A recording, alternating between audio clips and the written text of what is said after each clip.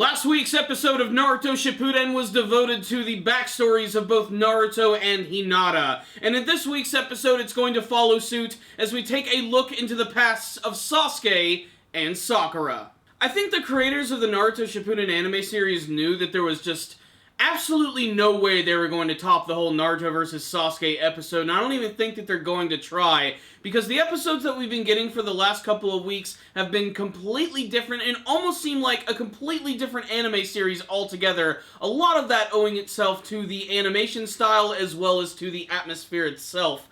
Does that necessarily make these bad episodes? No, not really. Can you skip them entirely, however? Yeah, you kind of can. You can skip these episodes and you really aren't going to miss a beat. In fact, you could pretty much turn this episode into a Naruto drinking game.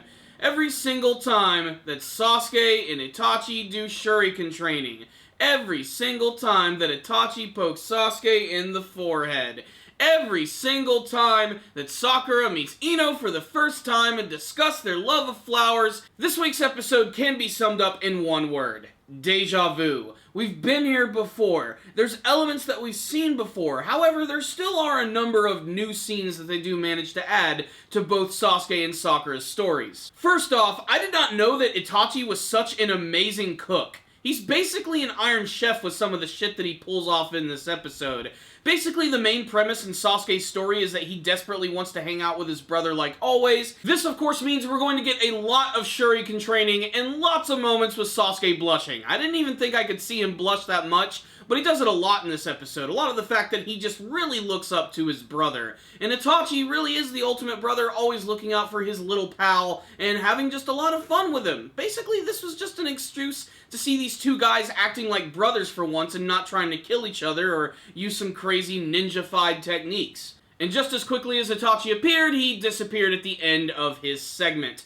Basically, the whole Sasuke story is just to let you know, yeah, these two used to have a really strong family relationship. Sunrise, sunset, let's move on to the Sakura story, which I actually found was a little more interesting, mostly due to the fact that Sakura, despite the fact that she's one of the three main characters, gets the least amount of screen time. And we even got to see more of her parents in this episode, and her dad is absolutely hilarious. I think he's one of the funniest characters from the series, owing a lot of that to his ridiculous hairstyle, but I just love how incredibly loud and boisterous he is. But just like the Sasuke story, the Sakura stuff is just like things that we've already seen before. Sakura meeting Ino for the very first time, Ino giving her the ribbon, tying up her hair, getting rid of the bangs, and showing off that big old forehead. To me, the most interesting aspect of this episode was probably the beginning and the ending, where Sakura apparently has this like little hidden hideout where she keeps flowers and paper crafts, and apparently a statue of the Virgin Mary.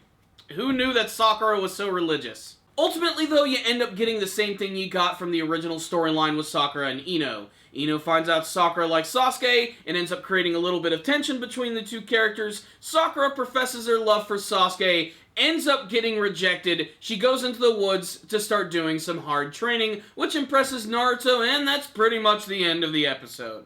So what's the rundown on this week's episode of Naruto Shippuden? Really, that's all I have to say about these two right here. Not the most exciting things that I've seen in the world, with some okay animation, but lots of heavy atmosphere. Like I said, these last two episodes of Naruto have almost felt like a completely different anime series. And that's not necessarily a bad thing, it just makes it kind of an irrelevant thing. So while these episodes might not be the most exciting things in the world, they're certainly there for Naruto fans to enjoy. You can take them or you can leave them. They're inoffensive, they're not exactly great, but they're not exactly bad either. They definitely fall somewhere in between, which is why I'm going to give this episode right here a 3 out of 5. Just an average episode of Naruto Shippuden, which is heavy on the atmosphere, but feels like we're sort of watching something that we've already seen before. And let's face it, guys, we have already seen this before. So that's my thoughts on this week's episode of Naruto Shippuden, just backstory on Sasuke and Sakura. But if any of you guys did watch this week's episode, make sure to tell me what you thought about it in the comments section